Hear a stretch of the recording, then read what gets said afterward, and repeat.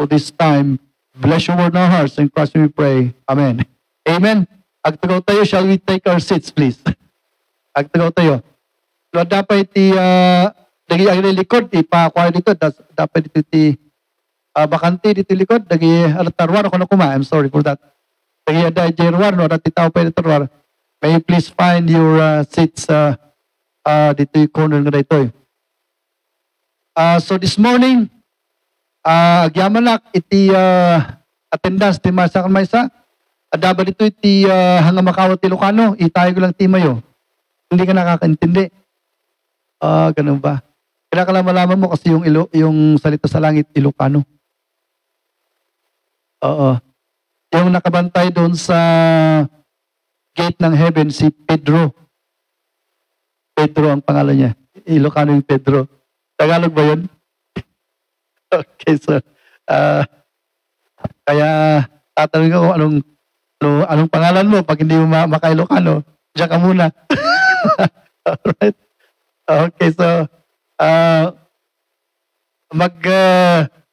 magtaglis tayo ngayong umaga para maintindihan po nila. Ano po? Okay, so ang ating theme ngayong anniversary ay Passion for Souls. And is there it? Please put it there. Ano yung ating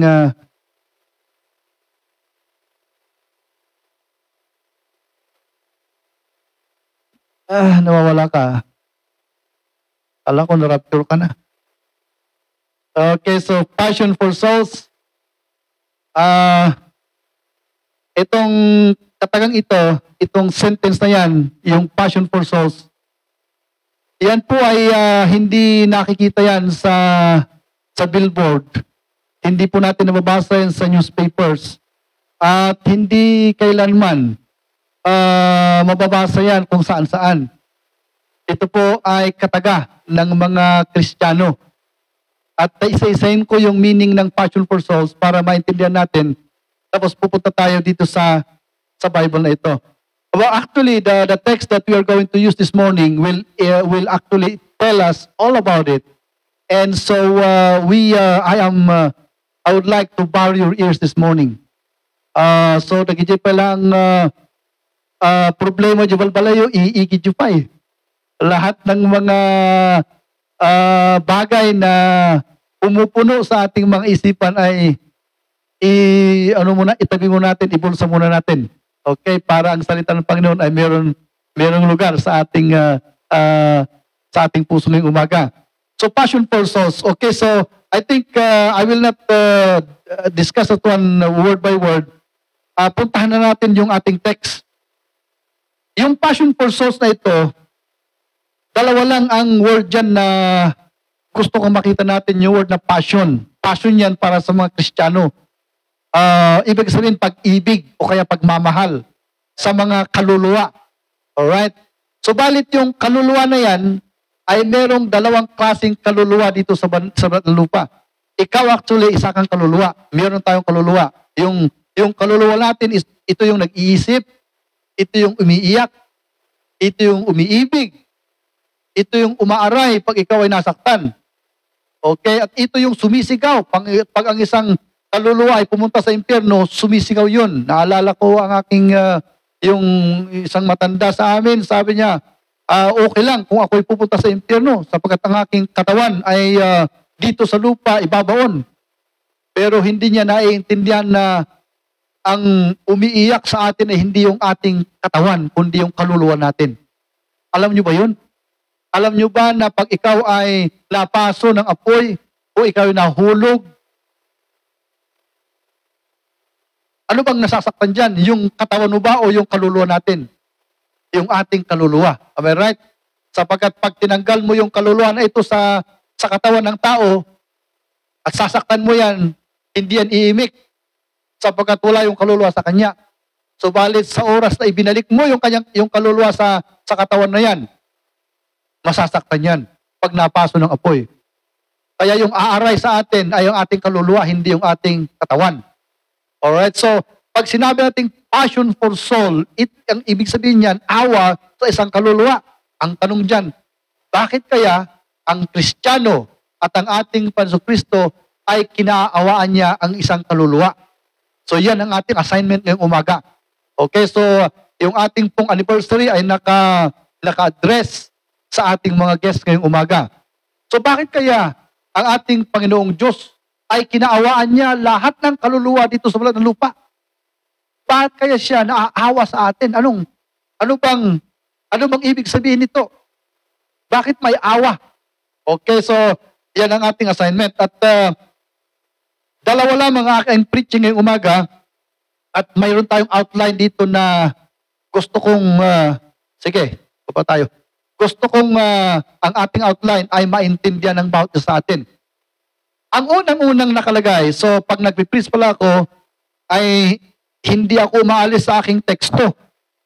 Sa Matthew chapter number 4, pag sinimulan natin sa verse number 12 yan, hanggang sa katapusan ng chapter na ito, ang una na naipaliwanag dito sa Bible tungkol sa subject na awa sa mga kaluluwa ay ito. God determines the places where He saves souls. Let's read our text dito para maintindihan natin yung passion for souls. Now when Jesus had heard that John was cast into prison, ito yung John na pinugutan ng ulo. Ito si John the Baptist. Ito yung forerunner ng ating Jesucristo sapagkat nung dumating kasi ang ating Jesucristo dito, kinakailangan meron siyang forerunner. Ibig sabihin ito yung mag-introduce sa kanya sa bundok. Yung welcome party kumbaga. Ito yung forerunner na magsasabi sa mga tao na ako ngayon ay pumarito sapagkat yung tagapagligtas ng Panginoon Kristo ay darating. So 6 months na dumating si John the Baptist bago dumating ang ating Panginoon Kristo. At itong John the Baptist na yan, hinuli ng kapangyarihan yan, ng king, at inilagay niya sa selda. At nung nalaman ng ating Panginoon Kristo na si John the Baptist ay kinulong siya, ibig sabihin niyan, papatayin na si John the Baptist. Pupugutan niya ng ulo. Wala na siyang pagkakataon na mag-preach muli. Si John the Baptist na ito, pangalawa, ito yung unang preacher na tinawag sa New Testament na nag-preach sa mga tao na kinakailangan silang magsisi sa kanilang kasalanan sapagkat hukom ang darating. Alright? Ito yung propeta. Tinatawag nilang prophet ito.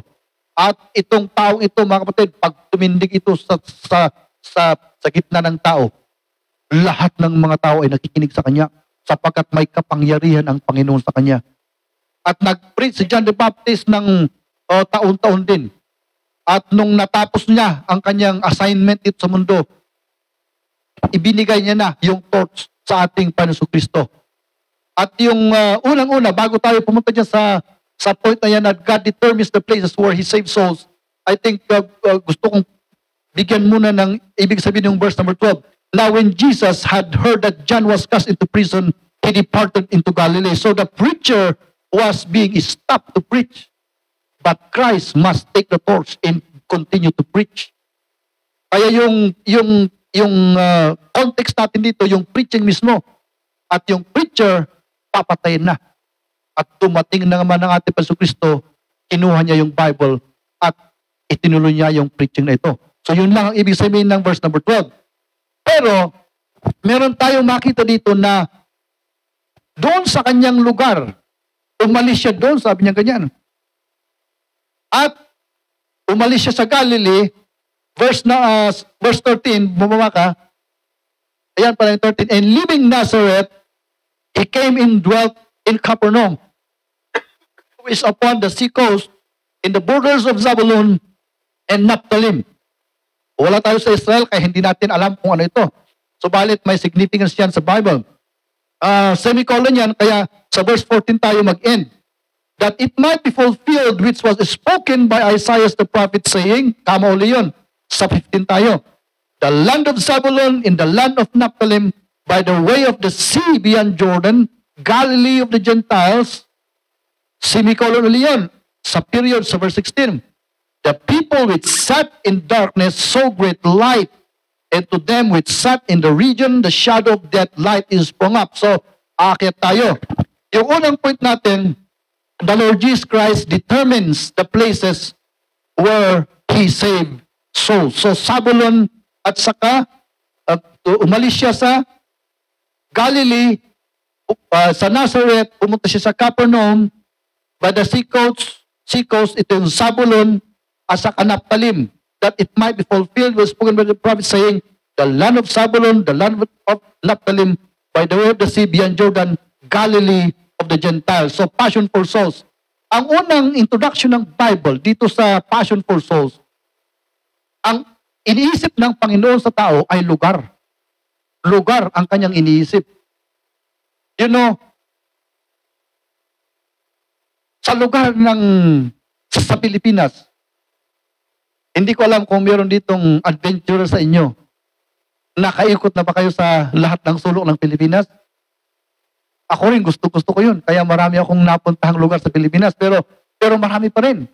Hindi pa ako nakapunta ng Davao at saka Cebu. Ito yung mga first na capital ng Pilipinas, yung Cebu. Hindi ko pa napuntahan yun. Kaya mag-text kayo kung gustong may pumunta, punta tayo doon. You know? Pero sa lugar natin, dito sa Cordillera, siguro napuntahan natin lahat ito. Alam nyo ba, mga kapatid, na pag magligtas ang Diyos sa tao, lugar ang importante. At naala ko sa China, kukunti lamang ang mga preacher sa China. Bakit kaya? Bakit kayong kukunti ang preacher sa China? Doon din sa Saudi, may part doon na pag nakahawak ka ng Bible na ganito, huhulihin ka, puputulan nila ang kamay mo. Ganon ang ibang sa China rin, sa Red China mismo. Hindi ka pwedeng mag-preach ng gospel doon sa Red China. At dito natin malalaman kung bakit lugar ang pinipili ng Diyos. Sapagkat yung mga lugar na ayaw maniwala sa niya, syempre, hindi pa pupunta ng Panginoon ang mga lingkod niya doon. Baka papatayin sila. Ano sa palagay niyo ang Benguet sa La Trinidad? Mahal kaya ng Panginoon ang ating lugar? Siguro mahal niya. Sapagkat ako ay nagpipreach ngayon at walang pulis na pupunta dito. Amen? Meron tayong freedom dito. Kaya naka-microphone ako at hindi ako natatakot. Am I right? Sapagkat meron tayong freedom dito sa lugar natin. Kaya salamat sapagkat ipinanganak ako dito sa Benguet at magpapasalamat din kayo at nandito kayo sa Pilipinas.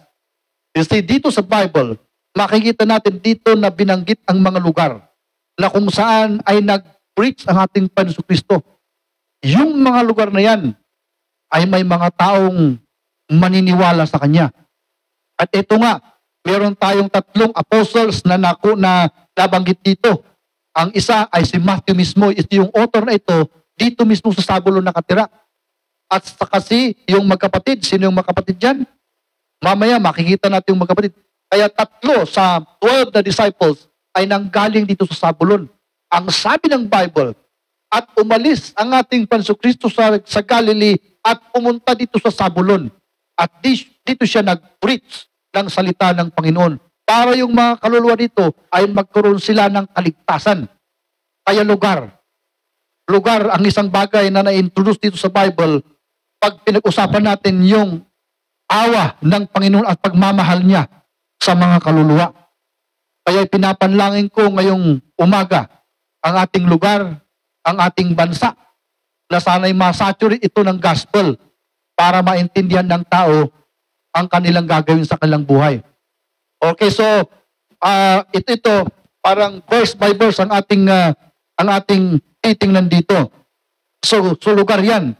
And we live in this place, we are so happy that we have freedom in this place. I'm really very happy for that.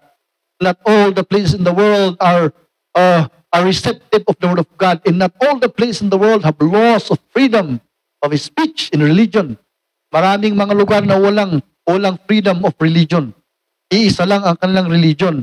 Kaya pag tinin natin dito sa Matthew 4, bakit kaya nababanggit pa yung mga lugar-lugar sa Bible? Sapagkat concern ang Panginoon sa mga tao sa mga lugar na mga yan. Kaya kung tayo ay meron tayong freedom ng religion dito sa La Trinidad, gamitin natin ang ating time para makinig. Sapagkat hindi sa lahat ng panahon, mayroon po tayong freedom. Hindi natin alam. Pero alam nyo ba na less than 100 miles na lang ang China sa ating territory? 76 miles nandoon na yung China. 200 nautical mile yung dapat yung border ng isang country sa dagat. Pero 76 na lang ngayon.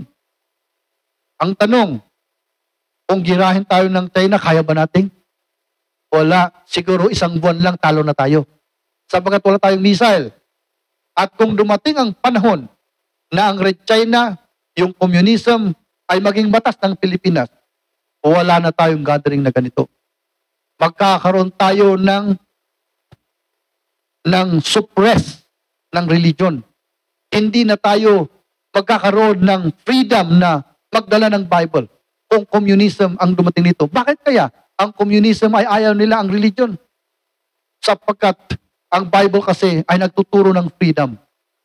Ang Bible kasi nagtuturo ng katotohanan. At ayaw ng communism yan sapagkat brainwashing lahat ang kanilang turo. Gusto nilang maging Diyos ang pamahalaan para kontrol ng mga tao. At yan ang nangyayari sa China at sa North Korea. Alam niyo ba sa North Korea, wala silang television doon, wala silang radio doon. Kung meron lang silang TV, yung channel lang ng gobyerno ang kanilang pinapanood. Hindi nila alam na meron palang freedom sa balat ng lupa. Walang mga sasakyan ang mga tao doon. Maliban lang sa mga opisyal. You see, wala silang freedom na tahakin lahat ng landas ng knowledge dito sa balat ng lupa. Wala silang freedom. Kaya nakakatakot mga kapatid na ang ating bansa ay sakupin ng communism. Sapagkat ang Bible ay susunugin nila. Kaya sa mga latrinad na mga tao, sa mga tao dito sa Bago sa Benguet, sana'y gamitin natin ang panahon para malaman natin at maintindihan natin ang plano ng Diyos para sa atin sapagkat iniibig ng Panginoon ang lugar natin. Kaya mayroon tayong freedom. Alright, so yan ang introduction ng passion for the lost. So lugar yan. And mamayang hapon, babanggitin natin yung significance ng mga lugar na yan. Ang pangalawang gusto ko makita natin dito ay instances when God spoke of places for evangelism. Sa Bible, merong isang lugar na ang tawag dyan ay Nineveh. Nineveh. Basahin natin yung kwento. Sa Jonah chapter number 1, verse number 2. Sabi ng Panginoon sa isang preacher, ang pangalan nito ay si Jonah. Arise, sabi niya ganyan, go to Nineveh, that great city, and cry against it, for their wickedness is come up before me. Chapter 3, verse 2. Arise, go unto Nineveh, that great city, and preach unto it the preaching that I bid thee. So Jonah arose in verse number 5, and went unto Nineveh, according to the word of the Lord. Now Nineveh was an exceeding great city of 3 days journey. And Jonah began to enter into the city a day's journey, and he cried, nagpreach siya, and said, yet 40 days, and Nineveh shall be overthrown. And according to verse number 5, so the people of Nineveh believe God, and proclaim a fast, and put on sackcloth, from the greatest, from the king, even to the least of them. Oh, ladies and gentlemen, there is an instance in the Bible when God thought of a certain place, and that place was Nineveh. Ito yung Nineveh na ito, kaaway ng Israel yan. At pag tinalo nila yung Israel, tinutorture nila lahat ng mga lalaki. Pinapatay nila lahat ang mga lalaki. At si Jonah na ito, sabi ng Panginoon sa kanya, mag-preach ka doon, sakali na ang mga taong ito ay magsisila sa kanilang mga kasalanan. Kaya sabi ng Panginoon, punta ka sa Nineveh. Lugar yan, mga kapatid. At ito ang ano kaya ang description natin dito? Isang bagay na minsan lamang nabanggit sa history ng mga tao. Sapagkat itong preacher na ito, hindi siya nag-preach ng matagal. Ito na siguro yung pinaka maiksi na preaching ng isang preacher na nag-preach sa isang city.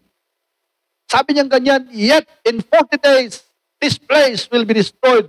Repent, sabi ni Jonah. At tumalikod siya at pumunta sa bundok. At hindi niya alam na yung dalawang sentences na lang na yun ay bumuon pala sa puso ng mga nakinig. at lahat sila ay nagsisi sa kanilang mga kasalanan. Lahat, yung hari hanggang doon sa pinakababa na citizens sa lugar na yan ay nagsisi sila.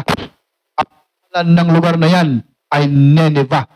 So nakikita niyo ba na ang mata ng Panginoon ay nakatuon din sa mga lugar?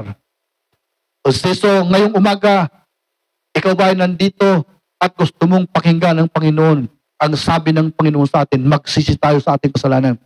So yung lugar na ito, pag pinag-aralan natin yung kultura ng Nineveh na ito yung mga tao na hindi nila alam daw ang kanilang kanan sa kaliwa. Kayo, alam nyo ba yung kanan? At saka kaliwa nyo? Yan ang description. Nabasa ko itong buong book na ito. Pero ang ibig sabihin ng description na hindi nila alam ang kaliwat kanan nila, hindi nila alam ang tama sa kanilang buhay. Ang tao na hindi niya alam kung ano talaga ang bagay na kanyang ibubuhay ay hindi niya alam ang kanyang kanan at kaliwa. Ang tanong ngayong umaga ay ganito, alam mo ba kung bakit ikaw ay naparito sa mundo? Do you know why you exist in this world?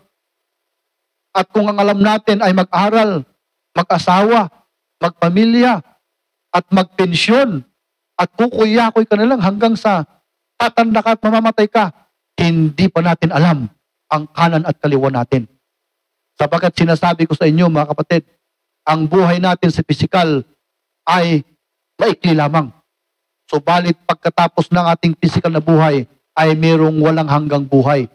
Walang hanggan sa langit kung tayo manalig sa kanyang anak ng ating Panginoong Kristo at walang hanggang kapahamakan naman sa impyerno pag tayo hindi sumunod sa ating Panginoong Kristo.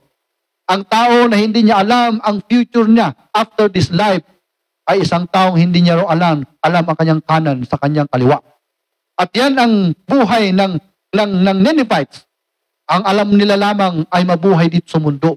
Kaya sabi ng Panginoon sa kanya, punta ka at mag-preach ka sa kanila at sasabihin mo na yung physical na buhay na ito ay introduction lamang ito ng buhay na walang hanggan.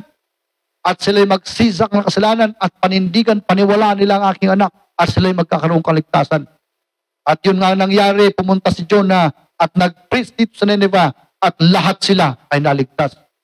Ang aking panalangin ngayong umaga, lahat din kayo ay manalig sa ating Panginoong Kristo.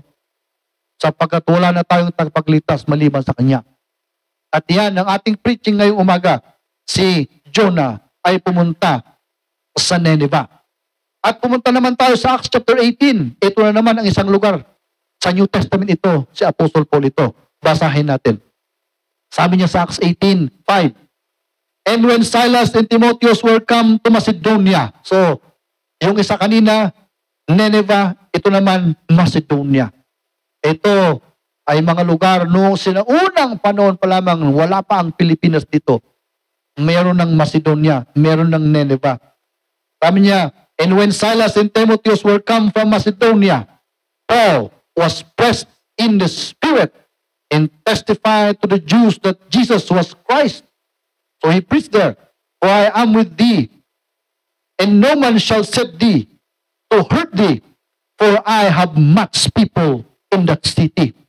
Ang pangalawa sa New Testament na lugar na inisip ng Panginoon noong panahon ni Paul ay itong Macedonia.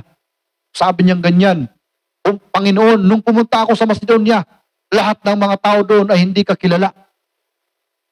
Hindi ka nila kilala, Panginoon. At tumatawa sila. Nung ako'y nagsasalita tungkol sa iyong pangalan. Pero sabi ng Panginoon sa kanya, huwag kang matakot sa mga tao dyan, sa mga Macedonia, sapagkat marami akong mga tao dyan. Ganun pala ang kaligtasan ng Panginoon. Ang tao pala ng Panginoon, hindi pa ligtas yan, tao niya yan. Kaya kung ikaw ay nasa puso na ng Panginoon, nung wala pa ang mundo, at ililigtas ka, magdadala ang Panginoon ng isang preacher sa lugar mo upang tatawagin ka. Sabi ng Panginoon sa preacher, huwag kang aalis dyan sapagkat makikita mo dyan ang aking mga tao. O sana mga kapatid, kayo rin ay nakalista sa listahan ng Panginoon. Sa Macedonia, sabi niya ganyan, marami akong mga tao dyan. Aalis na si Paul sapagkat nakakatakot itong lugar na ito. Ito yung mga kumakain ng mga bisita. Alam niyo ba, alam niyo ba sa unang panahon, may mga lugar na kinakain nila ang kanilang mga bisita. Sa Africa, maraming pastor na kinain na ng mga Africans doon. You see, siyempre yung mga Africans kasi, iisa lang na kulay ang kulay nila.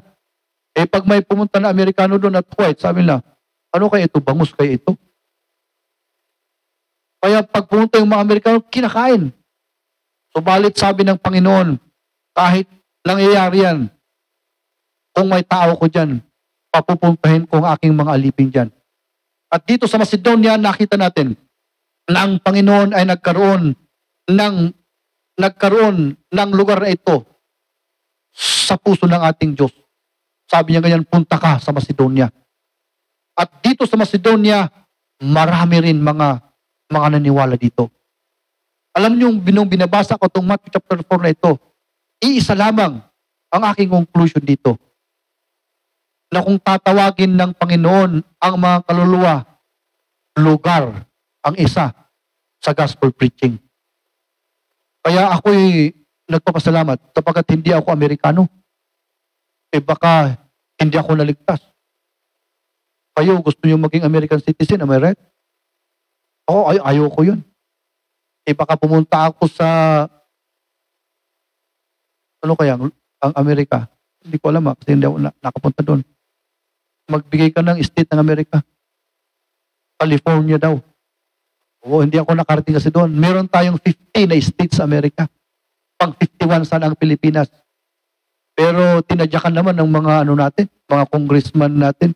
Yung congress natin sa noong 1987, am I right? Kaya naalis yung ating pangalan. Pero kayo gusto niyo maging American citizen, am I right? Ako gusto ko dito. Sapagkat dito sa Pilipinas, may freedom tayo ng religion. Yung si lugar mga kapatid, ang isang bagay na nasa puso ng Panginoon. Diyan sa ano yun? Yung isa sa Nineveh at dito sa Macedonia. Kaya ngayong umaga nung napag-aralan ko ito, gusto kong ipanalangin ang Pilipinas. Na sana libo-libo o kaya milyon-milyon ang mga tao na iligtas ng Diyos dito. Sapagkat dito sa Bible natin, nakita natin yung mga lugar na pinagdalhan ng Panginoon ng kanyang salita. La Trinidad, napakagandang ating pangalan. Pero alam niyo ba, ang La Trinidad ay isang Kastila na pangalan yan? Kastila. Sapagkat sinakop tayo. Pero kalimutan na natin yung history ng ating pagka-samsam. Am I right?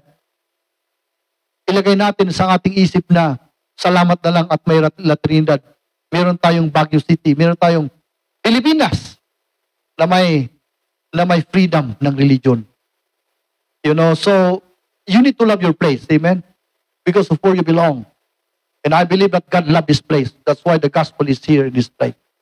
He loves us so much. So that's the first thing. So the second thing and the last, sapagkat dalawa lang aking preaching, Roman numeral number 1, Roman numeral number 2. Pangalawa,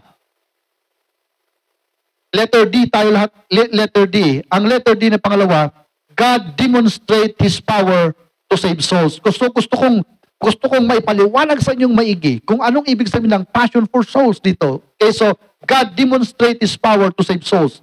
Under this one, the people which sat in darkness saw great light. So let's read verse number 16. According to verse 16, the people, so pumunta siya sa Zabulon, sa Naphtali yan, beyond Jordan of Galilee, at ito yung description ng mga tao dito sa lugar na ito. The people in Zabulon sat, past tense niyang sit, in darkness, so great light. Okay, so mayroon tayong words na i-define dito para maintindihan natin itong text na ito. Unang-una, pag pinag-uusapan natin ang lugar, hindi yung lugar per se, pero yung mga tao sa lugar na yan. Kaya na-define na yung lugar na yan, the people. Alright? So in evangelism, God is saving souls. God is saving human beings like you and me. Pero yung description ng mga tao na yan, sabi niya, sat. Pag sinabi ng Bible dito sa Bible natin na sat, ang ibig sabihin niyan, yung ikinapapamuhay ng mga tao. Yung occupation mo. So, pag pinarapraise natin ito, at sa sabulon na yan, yung mga tao dyan na nabubuhay dyan, ay nakaupo sila sa kadiliman. So pangalawa, na-define natin yung word na sat na yan, yun yung buhay mismo. Ang ibig sabihin ng sat. Pero yung buhay nila, in darkness. Ito ay figure of speech ito. Ang ibig sabihin ng darkness ay ignorance.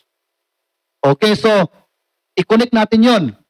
Sabi ng Panginoon, ang ating Panginoon Kristo ay pumunta sa lugar ng Sabulon. Na itong lugar na ito, ang mga tao dito ay nabubuhay sa ignorance. Darkness. So they live in darkness. So they live in ignorance. Okay, so we are going to question this text.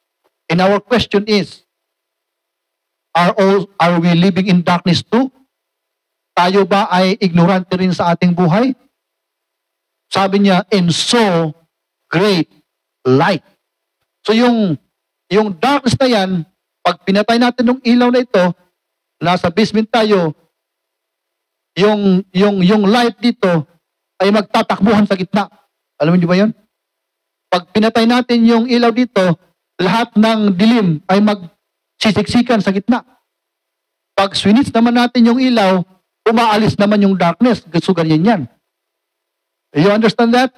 So ibig sabihin ng darkness, pag nasa dilim ka, hindi mo alam kung saan, kung mataas yung lugar mo o hindi mo alam kung matatapilok ka. Hindi mo alam kung babanggihin mo yung isang bagay o hindi. At hindi ka makakalakad ng mabilis sapagkat baka may mabundol ka. Hindi mo alam kung mahuhulog ka. So ang ibig sabihin ng darkness ay ignorance. So ito ngayon ang ating question ngayong umaga. Ang binggit ba ay living in darkness? Hindi natin masagot yan. Kung hindi natin masasagot ang katanungan ito. Ang katanungan ay ganito. Alam nyo ba kung bakit kayo ay nabubuhay dito sa mundo? Kung hindi natin masagot yan, we are living in darkness. At ito ngayon yung ating text sa anniversary natin. Those people in Zabulon who lives in ignorance, so great light. So great light. So sino ngayon yung ilaw na yan? Ang ating Panginoon Kristo. I-demonstrate ko muna itong buhay dito sa earth hanggang sa heaven.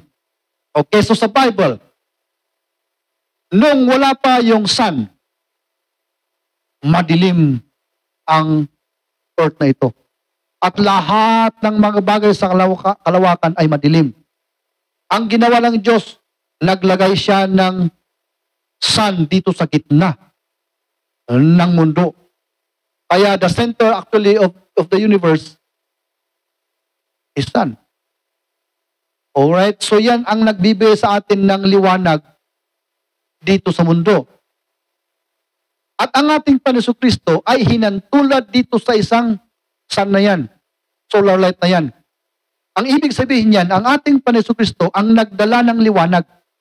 So, kinakailangan maintindi natin yan. Sabi niya ganyan, in so great light. Okay, so napakahirap pong ipaliwanag itong light na yan, pero ipapaliwanag natin buong buo ang lahat ng Bible.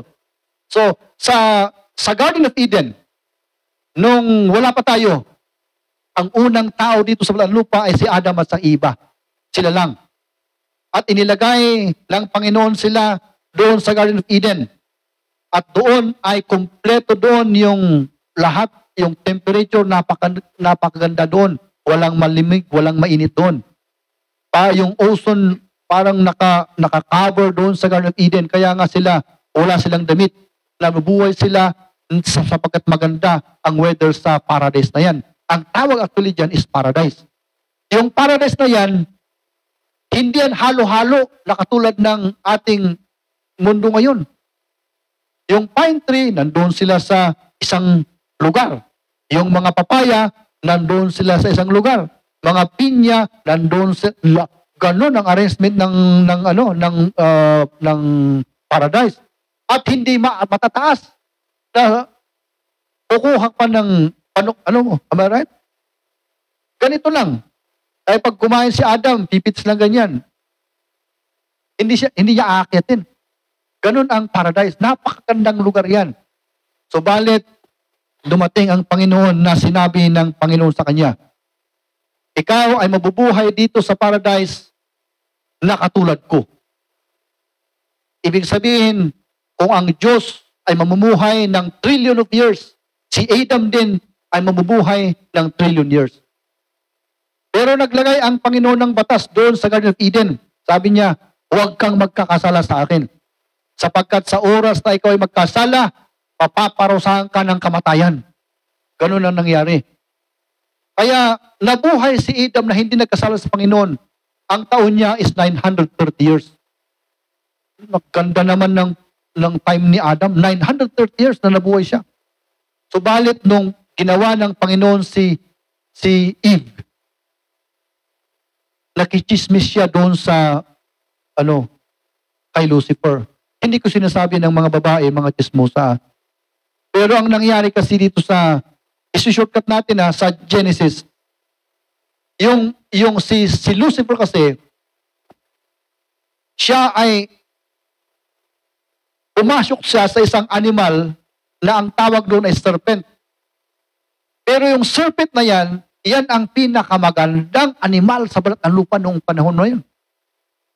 Pinarusahan lang ng Panginoon kaya sila ngayon ay kinakain nila yung lupa. Pero sa time ni Adam at si Eve, yung animal na yan, siya ang pinakamaganda sa lahat ng animal sa balat ng lupa. At nung pinili ni Lucifer na yan, kanya, dito ako ngayon sa sanib. Kaya pumunta si Lucifer doon sa animal na yan at nagsalita si Lucifer sa bungangan ng animal na yan. Yun yung tawag nating temptation in the Garden of Eden. At ishortcut natin sapagkat mas matalino amang yung mga anghel sa tao na outwit, yun yung term ng English dyan eh. Eve was outwitted by the devil. Ibig sabihin yan, yung reasoning ni Adam, ni Eve, natalo sa temptation. Kasi ito kasi yung strategy ng demonyo pag binasa mo. Sabi niya, alam mo yung Diyos na pinaniniwalaan nyo ng iyong asawa, selfish yan. Ang gusto niya, siya lang ang Diyos. Alam nyo ba na pag kinain nyo itong prutas na ito, magiging Diyos kayo? Malalaman ninyo ang tama't mali. Sabi nga ni Adam, ganun ba yun? Oo. Gusto niya kasing siya lang ang Diyos eh. Pag kinain mo ito, malalaman mo ang tama't mali. In short, inuha ni Eve yung prutas na yan at kinain niya. At nagdala pa siya sa kanyang, wala namang bulos na doon, pero dalawa kasi yung kamay niya, meron. Binigay niya ngayon kay Adam. Si Adam naman, nagkagalit si Adam, sapagat alam niya na mamamatay sila sa oras na kinain nila yon. Pero pag tingin ni Adam sa lugar na yan, maraming mga babae doon, pero aso, kalabaw, si Eva lang ang babae doon na nalikha. Ano ngayon ang ginawa ni Adam? Sige, magpakamatay na ako dahil sa iyo, Eve. Kaya maraming mga lalaki ang nagpakamatay dahil sa dalaga. At tayong may asawa, nagpapakamatay din tayo dahil sa ating asawa. Sapagkat ganun talaga magmahal, am I right? Kaya sabi niya, kung ikaw lang, Eve, ang magkasala, ikaw lang ang aalis dito sa paradise, ako maiwan ako dito. Ibabalik ako sa pagiging isang singular. Kinaan niya yon. At anong nangyari? Dumating ang Panginoon. At alam niyo, nung kinain na yung ganyan, nakita nila na sila walang damit at nagtakbuhan na sila. Yung pala ang effect ng Kaya sa korte, flight is the evidence of guilt. Pag umalis ka, guilty ka. Bakit ka umalis na wala kang guilt? Kaya, alas 5 ng umaga, dumating ang Diyos, sabi niya ganyan, Adam, papakinggan nilang boses. Nagtago sila doon sa malaking kahoy kasi malalaki yung mga kahoy doon. Adam, natatakot sila. Yung pangatlong tanong, Adam? Yes, Lord. Nandito po kami ngayon. Sa malaking kahoy. Bakit yung nagtatago? Ito kasing babae na ibigay mo sa akin. Nung single pa ako, hindi pa ako na-tempt. Pero nung dumating ito, ay kinain niya yung pinagbabawal niyo. Diba, ano bang nangyari? Ito kasi si Lucifer, tinimp ako. Nung pumunta kay Lucifer, wala na siyang maituturo.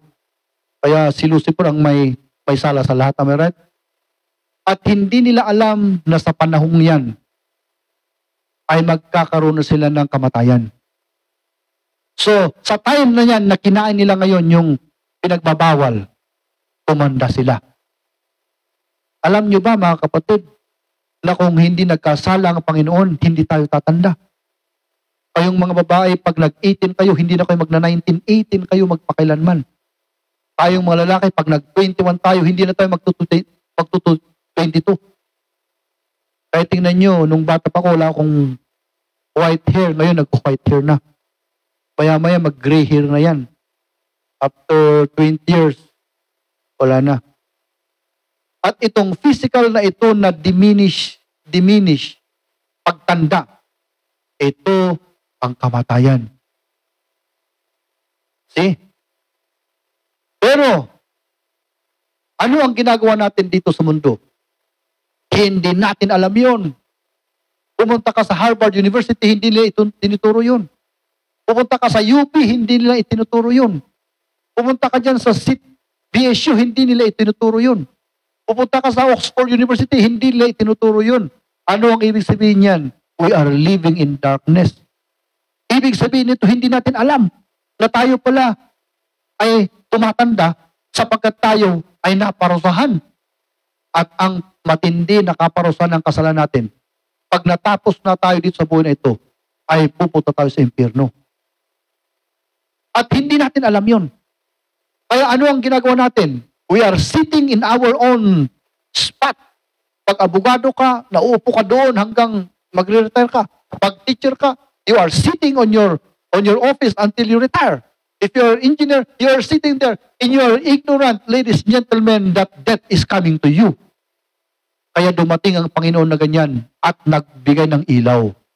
Okay, ano yung ilaw na yan? John 3:16. Ano mo ngayon John 3:16 dyan sapagkat ito ngayon yung ating Panginoon Kristo nagbigay ng ilaw. So nung dumating ang ating Panginoon Kristo, ito ngayon ang kataga na inilagay sa Bible. You know what? The very heart of the Bible is John 3:16, and I would like you to know that light. Because Christ said it himself. He said, for God so loved the world. Lugar yan. Lahat yan. La Trinidad yan, Nigeria yan. Minamahal ng Panginoon ang lahat ng lugar. Minamahal niya ang lahat ng tao. Ito na yung ilaw At sabi niya, and He gave His only begotten Son. So ganito yung ibig sabihin ng only begotten Son. Nung kasi nagkasala si Adam at saka si Eve doon sa Garden of Eden, wala tayo doon. Kung nandun sana tayo, tutulungan natin siya, pero wala tayo doon So, nung nagkasala sila at wala tayo, syempre, iisipin ng Panginoon ang kanyang anak, tayo. Na pupunta pa tayo sa impyerno sapagkat nagkasala si Adam at saka Eve. Hindi pwede yun. Kaya kinakailangang, sabi ng Bible, He gave His only begotten Son. Kinakailangang isugo ng Ama ang kanyang anak na si Kristo para yung mga anak ni Adam at si Eva ay magkaroon ng kaligtasan. So ganito ang ginawa niya. Nung pumunta, nung si Adam at si Eve pala, naligtas pala sila. Sabagat kinatay ng Panginoon yung isang sheep doon at yung dugo ng sheep, in-sprinkle niya kay Adam at saka si Eva kaya napawalang sala sila. At yung fur ng sheep, binigay bilang isang damit sa kanila. Kaya sila ay napatawan ng, hindi na sila mapaparusahan. Na-pardon na sila. Ang tawag kasi ng Bible yan is pardon. Napawalang sala sila sa dugo ng animal na yan. Subalit, yung sheep na yan, mga kapatid, ay hindi yan worldwide na matatagpuan mo sa lahat ng sulok ng mundo. May mga lugar na hindi mabubuhay yung sheep. Kaya kinakailangang mayroong isang sheep lamang na ialay niya yung kanyang dugo para sa kapatawaran ng kasalanan ng lahat ng tao. Dito na ngayon pumasok ang ating Panginoong Kristo. Kaya ibinigay niya ang ating Panginoong Kristo para mabayubay doon sa krus, para mamatay siya. para magkaroon ng kaligtasan ng tao. So ganito ang nangyari dyan. Nung bumaba ang ating Kristo, kinuha niya lahat ng mga kasalanan ng tao. Ibigay mo sa akin kasalanan mo at magdusa ako. Lahat ng kasalanan natin, kinuha niya sa kanyang sarili. At yung kasalanan mo napunta sa kanya. Kaya yung kamatayan mo ay napunta rin sa kanya. At ipinako siya sa krus. After 3 hours na nandun siya sa krus, sabi niya ganyan, it is finished. Namatay na ako. At pwede na kayong maligtas. Kaya yung sumunod na salita, sabi niya ganyan, that whosoever believeth in Him should not perish. The word perish in the Greek is hell. So i-paraphrase natin yan. Tatagalugin nga natin naman, right? Ganyan na lamang ang pag-ibig ng Panginoon sa sanlibutan na kanyang ibinigay ang kanyang kaisa-isa niyang anak. At sino man ang sumampalataya sa kanya ay hindi siya ibubulid doon sa impyerno, kundi pupunta siya sa langit. Everlasting life is heaven. Kaya very, very important yung whosoever believeth in Him. So, ganun. So, anong ibig sabihin ng ang tao sa Sibulon ay nakaupo sila sa kadiliman? Ang ibig sabihin niyan, yung tao raw sa Sibulon, ang alam nilang buhay lamang ay physical. Kaya nagtatrabaho sila, nagkakaroon silang pamilya, nagkakaroon ng business, hindi nila alam na meron palang buhay na walang hanggan sa langit. At nung dumating si Kristo sa lugar na yan, sinabi niya, ang buhay ninyo ay hindi lang dito sa mundo, meron pang langit na gagawin ko. Pero kinakailangang manalig kayo sa akin. Yun yung ilaw. Kaya meron tayong everlasting life. Ladies and gentlemen, this life is not everlasting. 7 years lang ito, 6 years lang ito, 5 years lang ito. Sino sa inyo ang pumunta sa, nung November 1 sa sementeryo? Alam nyo na yung mga nakita nyo doon. May maliit doon na 1 year old, 2 years old, at merong doong namatay na birthday mo pa. Kahit mo. Am I right? So sa sementeryo, mga kapatid, lahat ng edad ng tao ay namamatay dyan. You see, so, ang ibig sabihin niyan, nung ibinigay ng Ama ang kanyang anak upang iligtas ka, ang kinakailangang malaman mo ay paniwalaan mo si Kristo sa iyong kaligtasan. At yung mga tao na nasa business sila na hindi nila alam ang buhay na walang hanggan, ay nakaupo sila sa kadiliman. So yan ang description nito. So God demonstrate His power to save souls. The people which sat in darkness saw great light. Pero alam nyo yung pangalawang term dyan, yung B, maganda rin na bigyan natin ng pansin. Yung B, letter B. Number 2, and lastly, panghuli na ito, the people which sat in the shadow of death, light is sprung up. Basahin natin. The people which, verse number 16, the people which sat in darkness saw great light, and to them which sat in the region and shadow of death, light is sprung up. Alam niyo yung ibig sabihin niyan? Hindi lang sila nabubuhay sa pagka-ignorante, pero nabubuhay sila yung kanang paa nila ay nasa impyerno na. You see, they are living, nabubuhay sila in darkness, not only that in darkness, but they are living in the shadow of death.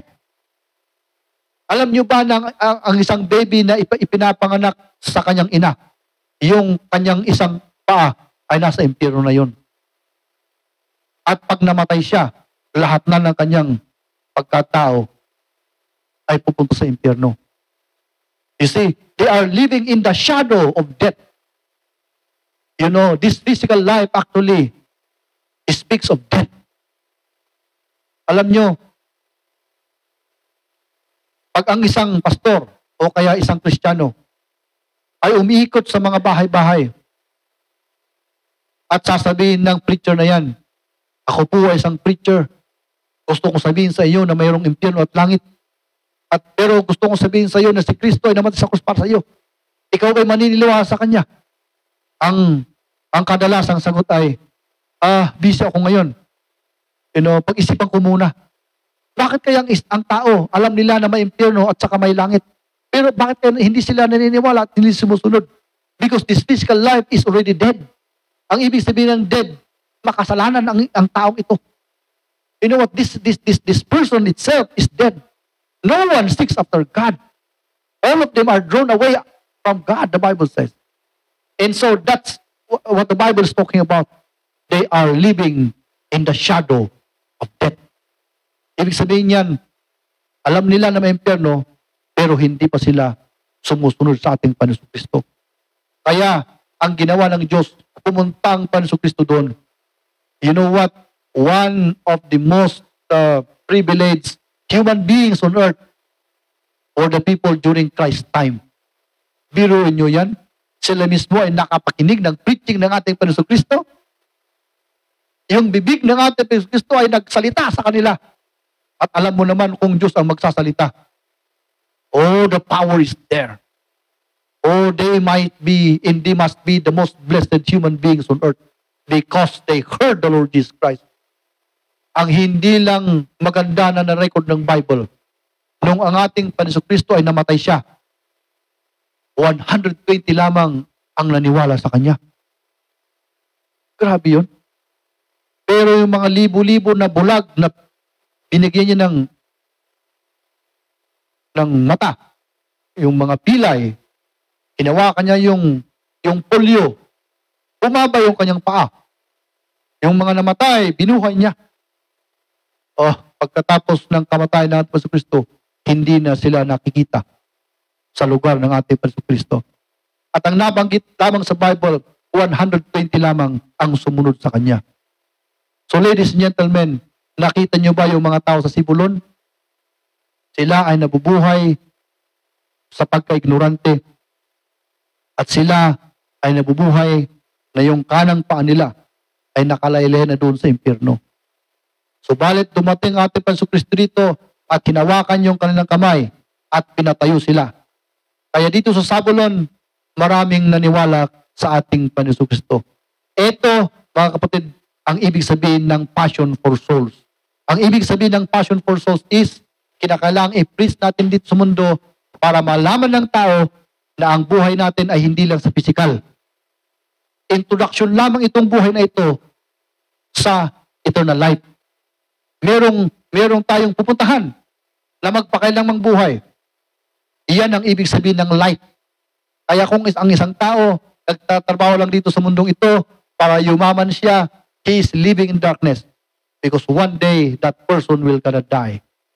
Nung namatay si Jax, kilala niyo si Jax, di ba? Kumakain kayo ng restaurant niya. Ilang taon siya bago siya namatay?